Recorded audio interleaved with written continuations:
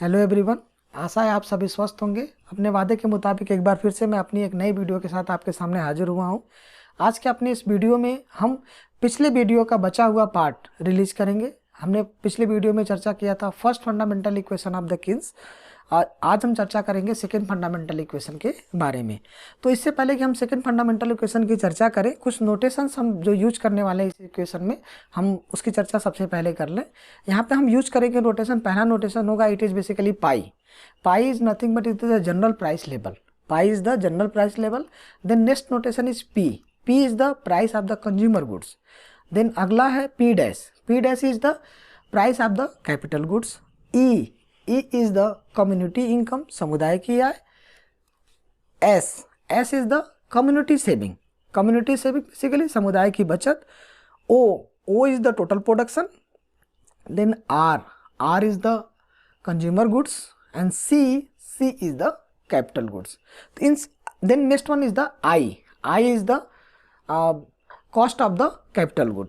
I is the cost of the capital goods. तो इस आधार इन सारे नोटेशंस को यूज करके हम आगे चर्चा करेंगे। तो चलिए आइए स्टार्ट करते हैं second fundamental equation. Second fundamental equation it will start from the pi is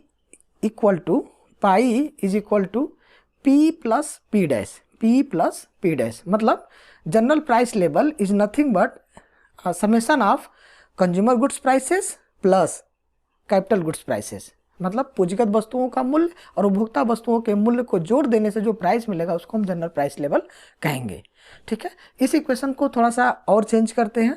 हम यूज कर सकते हैं O into pi is nothing but P into R plus P dash into C. जबकि आप जानते हैं आर यहाँ पे क्या है, कंज्यूमर गुड्स है। सी यहाँ पे क्या है, कैपिटल गुड्स है। तो मतलब क्या है कि कंज्यूमर गुड्स को यदि हम कंज्यूमर गुड्स के प्राइस से मल्टीप्लाई कर दें तो हमको टोटल कंज्यूमर गुड्स की कॉस्ट मिल जाएगी। देन कैपिटल गुड्स को कैपिटल गुड्स के प्राइस से मल्टीप्लाई करेंगे तो टोटल कैपिटल गुड्स का कॉस्ट मिल जाएगा। इन दोनों को यदि जोड़ देंगे तो हमें टोटल प्रोडक्शन कॉस्ट मिल जाएगा। That is basically O into pi. यहाँ पे हम कुछ चीज़ों को और चेंज करते हैं। यदि हम फर्स्ट फंडामेंटल इक्वेशन को याद करें तो P into R basically it was the E minus S. दूसरा P डैश सी को हम मानेंगे I, जिसको हम कहेंगे cost of the capital good. P dash I को हम कहेंगे cost of the capital goods. तो इन सारे चेंजेस को यदि हम इस इक्वेशन में फिलअप करें तो हम देख सकते हैं equal to E minus S plus I. E minus S plus I. इसको थोड़ा सा और चेंज करें। हम यदि कहें पाई इक्वल टू यदि हम लेफ्ट हैंड साइड से ओ को राइट हैंड साइड ले जाएं तो हम कहेंगे pi equal to E minus S plus I divide by O. इसको थोड़ा सा और चेंज करें तो हम कह सकते हैं pi equal to E by O plus I minus S by O. First fundamental equation को याद करिए, आपको यदि याद होगा तो उसमें basically E by O it was the per unit production cost या पर यूनिट कॉस्ट। यदि याद करें पिछले वीडियो को तो जहाँ पे चर्चा यह किया गया था कि किन्स ये मान रहे थे कि इक्विलिब्रियम के टाइम में I should be equal to S. I किसके बराबर होना चाहिए, एस के बराबर। लेकिन ये दोनों आपस में बराबर नहीं होता। क्यों? क्योंकि निवेश करता कोई और है और बचत करता कोई और है। इन दोनों को बराबर होने के लिए किन्स ने एक कंडीशन रखा। उन्होंने कहा कि price of the consumer goods it should be equal to the price of the investment good. लेकिन ये भी बराबर हो ये भी संभव नहीं है। तो यहाँ पे जनरल प्राइस लेवल के थ्रू हम लोग बात कर रहे हैं यहाँ पे। जबकि हम लोगों ने फर्स्ट वीडियो में ये भी देखा कि किन्स ने 3 तरह के प्राइसेस की बात करी। एक को उन्होंने कंज्यूमर गुड्स प्राइसेस कहा, दूसरों को उन्होंने इन्वेस्टमेंट गुड्स प्राइसेस कहा, तीसरों को उन्होंने जनरल प्राइस लेवल कहा। तो फर्स्ट फंडामेंटल इक्वेशन में हम लोगों ने price of the consumer goods के बारे में चर्चा कर चुके हैं। हम इस सेकेंड इक्वेशन में जनरल प्राइस लेवल की चर्चा कर रहे हैं। इसके बाद अपना जो तीसरा पार्ट होगा वो हमारे लिए होगा इन्वेस्टमेंट गुड्स प्राइसेस के बारे में हम चर्चा उसमें करेंगे। तो यहाँ पे यदि हम बात करें तो हमारा जो फाइनल इक्वेशन बन के आ रहा है pi equal to E by O plus I minus S by O, ये हमारा सेकेंड फंडामेंटल इक्वेशन बन जाता है। इसी को जो है किन्स अपना सेकेंड फंडामेंटल इक्वेशन कहते हैं। अब इसको थोड़ा एक्सप्लेन कर देते हैं। जो कि फुल एम्प्लॉयमेंट की अवस्था में ई बाई ओ को कांस्टेंट माना जाता है। ई बाई ओ में परिवर्तन नहीं होगा। तो परिवर्तन होगा किस में, आई और एस में परिवर्तन हो सकता है, जिसमें हम मान सकते हैं कि आई एस से बड़ा हो सकता है, आई एस के बराबर हो सकता है या आई एस से छोटा हो सकता है। अब उसमें होगा क्या, यदि आई एस से बड़ा हो यदि आई एस से बड़ा हो तो आपको पता है कि I minus S by O का जो वैल्यू होगा it would be some positive number, means that हमारा जो जनरल प्राइस है it would be greater than per unit cost से इसकी प्राइस ज़्यादा होगी। देन सेकेंड कंडीशन हो सकता है I इक्वल टू एस जैसे होगा उस समय I minus S by O का जो वैल्यू होगा it would be zero, means that हम कह सकते हैं कि general price pi is nothing but equal to the per unit cost. And third condition हो सकता है I is less than S, उस कंडीशन में क्या हो जाएगा I minus S by O का वैल्यू जो है सब निगेटिव नंबर होगा, जो कि इस बात को निर्धारित करेगा कि general price level is less then the per unit cost. तो इसी के साथ अपना जो सेकंड फंडामेंटल इक्वेशन खत्म हुआ। आगे अब हम चर्चा करेंगे जो अपना जो तीसरा प्राइस है स्पेशली वो अपने लिए दूसरा प्राइस था, it was the investment goods prices. हम यदि बात करें, यदि आप चीज़ों को रिवाइज करें तो अपना जो फर्स्ट फंडामेंटल इक्वेशन था it was the based upon the determination of the price of the consumer goods. तो कंज्यूमर गुड्स प्राइसेस के बारे में हम लोगों ने चर्चा किया। हम लोगों ने देखा कि किस प्रकार से आई और एस इसके प्राइस को कैसे अफेक्ट कर रहा है। दूसरा चर्चा हम लोगों ने कहा जनरल प्राइस लेवल में भी हम लोगों ने देखा कि कैसे आई और S, I basically investment and S is basically saving, कैसे जो है इन दोनों को चेंज करता है। तीसरी चर्चा जो हम करने जा रहे हैं इट इज़ बेसिकली और इन्वेस्टमेंट गुड प्राइसेस को हम जो है price of the capital goods भी कहते हैं। स्पेशली हमारा जो कंजम्पशन है वो हमारा दो तरह का हो सकता है, एक हमारा प्रेजेंट कंजम्पशन होता है, दूसरा हमारा फ्यूचर कंजम्पशन होता है। प्रेजेंट कंजम्पशन बेसिकली हमारे कंज्यूमर गुड्स प्राइसेस पे डिपेंड करता है, मतलब आज हम क्या अर्न कर रहे हैं, आज हम क्या कंज्यूम करने वाले हैं, आज मार्केट में कीमतें क्या हैं। लेकिन जैसे हम फ्यूचर कंजम्पशन की बात करते हैं तो basically that depend upon our saving. और जहाँ तक यदि सेविंग की बात करें तो सेविंग के निर्धारण के लिए there are some various factors is there. तो सब मेजर फैक्टर्स की यदि बात करें तो saving basically it will decided about the rate of interest, मतलब रेट ऑफ इंटरेस्ट क्या है। यदि रेट ऑफ इंटरेस्ट कम होगा तो सेविंग कम होगा, रेट ऑफ इंटरेस्ट ज़्यादा होगा तो सेविंग ज़्यादा होगा। क्यों? क्योंकि जैसे रेट ऑफ इंटरेस्ट ज़्यादा होगा, आप यदि बैंकों में पैसा रख रहे हैं तो आपका रिटर्न ज़्यादा आएगा। दूसरा कंडीशन क्या हो सकता है, it is the risk behaviour of the people. जैसे सेविंग की बात यदि करेंगे तो जैसे मान लीजिए रिस्कियर पीपल, यहाँ पे दो तरह के लोग होते हैं, एक होता है रिस्कियर बेसिकली वो जो है जितना रिस्क लेंगे उतना ही उनको रिटर्न्स आएगा।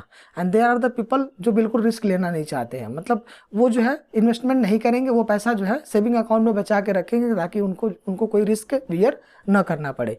तो risk behaviour of the people वो डिपेंड करता है कि वो कैसा सेविंग करेंगे। यदि रिस्कियर पीपल है तो ज़्यादा सेविंग करेंगे, और यदि रिस्कियर पीपल नहीं है तो जो है अपनी सेविंग कम करेंगे। अगला क्या है, level of the banking system कैसा है, क्योंकि यदि बैंकिंग सिस्टम बहुत डेवलप्ड है तो ऑब्वियसली लोग जो है सेविंग करने के लिए इनकरेज होंगे। यदि मान लीजिए बैंकिंग सिस्टम हमारा करप्ट है, बहुत करप्शन बहुत सारा है, ठीक है, बैंकरप्सी बहुत सारा है, इन दैट केस सेविंग जो है सेविंग बिहेवियर लोगों का कम हो जाएगा।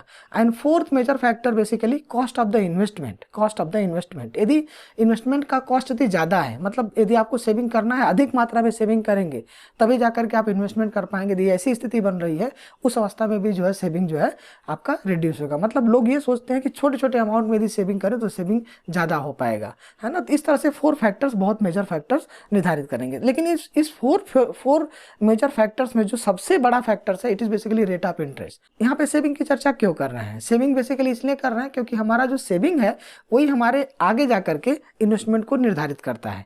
हम यहाँ चर्चा किस बात की कर रहे हैं, price of the investment good. तो हम यहाँ बताने की कोशिश कर रहे हैं कि price of the investment good it will be decided by the rate of interest, isn't.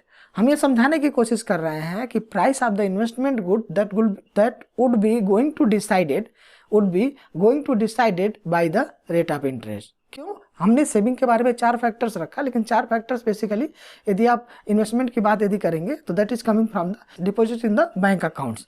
तो उस समय rate of interest would be the major factor to determine the investment good prices. यदि हम रेट ऑफ इंटरेस्ट की बात करें तो 2 तरह का मेजर रेट ऑफ इंटरेस्ट होता है, एक होता है नेचुरल रेट ऑफ इंटरेस्ट, दूसरा होता है मार्केट रेट ऑफ इंटरेस्ट, ठीक है। Natural rate of interest basically that is the जो सामान्य अवस्था में अर्थव्यवस्था में पाया जाता है, and market rate of interest वो जो है डिमांड एंड सप्लाई फोर्सेस के द्वारा निर्धारित होता है। हम जो है इस प्रक्रिया को ग्राफ के माध्यम से समझने की कोशिश करेंगे। वाई एक्सिस पे हम स्पेशली रेट ऑफ इंटरेस्ट रखेंगे और एक्स एक्सिस पे demand and supply for the savings रखेंगे, demand and supply for the savings. इसमें जो डिमांड लाइन होगी वो डाउनवर्ड स्लोपिंग होगी, जो ये दर्शाएगी कि रेट ऑफ इंटरेस्ट ज़्यादा होने से डिमांड फॉर द सेविंग कम होगा, मतलब इन्वेस्टमेंट कम होगा, और कम रेट ऑफ इंटरेस्ट होने से डिमांड फॉर द सेविंग ज़्यादा होगा। ठीक है, और हमारी जो सप्लाई ऑफ द सेविंग होगी वो अपवर्ड स्लोपिंग होगी, जो ये बताएगी कि कम रेट ऑफ इंटरेस्ट पे हमारा जो सप्लाई है वो कम है और ज़्यादा रेट ऑफ इंटरेस्ट पे सप्लाई हमारी ज़्यादा है। यदि हम नेचुरल रेट ऑफ इंटरेस्ट की बात करें, इन दोनों के इंटरेक्शन से natural rate of interest decide होगा, जहाँ पे बेसिकली वो अर्थव्यवस्था में हमेशा एग्जिस्टिंग वे में रहेगा। अब नेचुरल रेट ऑफ इंटरेस्ट यदि हम ऊपर यदि नेचुरल रेट ऑफ इंटरेस्ट से rate of interest, market rate of interest यदि ऊपर है तो वो इस बात को दर्शाएगा कि आपका इन्वेस्टमेंट सेविंग से कम है। यदि नीचे की अवस्था यदि बात करें, यदि आपका market rate of interest natural rate of interest से कम है तो इस बारे में दर्शाएगा कि आपका जो इन्वेस्टमेंट है वो जो है सेविंग से ज़्यादा है। इसको समझने की कोशिश करते हैं।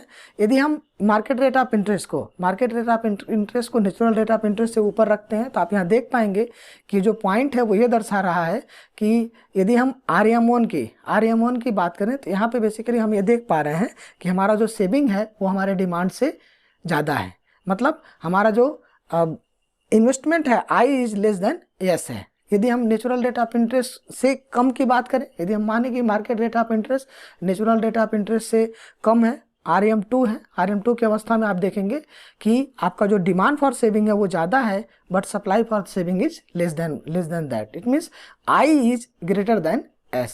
Now we can conclude all the things that Fisher और कैम्ब्रिज ये मानते थे कि कीमतों का निर्धारण मुद्रा की मात्रा के द्वारा होता है। किन्स ने अपने फंडामेंटल इक्वेशन के थ्रू और इन तीनों कीमतों के through, consumer goods prices, investment good prices और जनरल प्राइस लेवल, इन तीनों गुड्स के थ्रू ये बताने की कोशिश करी कि ये तीनों कीमतें basically that will decided over the labour forces and purchasing power, Shram Shakti और क्रय शक्ति पर आधारित होते हैं। और इन तीनों कीमतों का निर्धारण, पहले कीमत का निर्धारण आपने देखा, यदि कंज्यूमर गुड प्राइसेस का निर्धारण ये जो है निर्धारित हो रहा था आपके I और S के इंटरेक्शन से, जहाँ पे आपने देखा कि I बड़ा हो सकता है S से, I छोटा हो सकता है S से, I बराबर हो सकता है S से। फिर आपने जब बात की जनरल प्राइस लेवल, तो जनरल प्राइस लेवल जो सेकंड इक्वेशन में हम चर्चा कर रहे थे वहाँ भी आपने देखा कि किस प्रकार से जनरल प्राइस लेवल I और S से रिफ्लेक्टेड हो रहा है। तीसरे में हम लोगों ने जो चर्चा की इन्वेस्टमेंट गुड प्राइसेस के बारे में, जिसमें हम लोगों ने देखा कि rate of interest major determinant है to decide the investment good prices. तो फिलहाल अब जाकर के अपना लेक्चर कंप्लीट होगा। आई होप सो आपको सारी बातें समझ में आ गई होंगी। यदि अभी भी आपको लग रहा है कि कोई बातें आपको समझ में नहीं आई हैं तो आप कमेंट बॉक्स पे अपना क्वेश्चंस लिख सकते हैं, जिसका जवाब जरूर दिया जाएगा। और यदि आपको ये प्रयास अच्छा लग रहा हो तो आप इसको अपने दोस्तों के साथ शेयर करिए। Thank you for your time and take care yourself. Bye bye.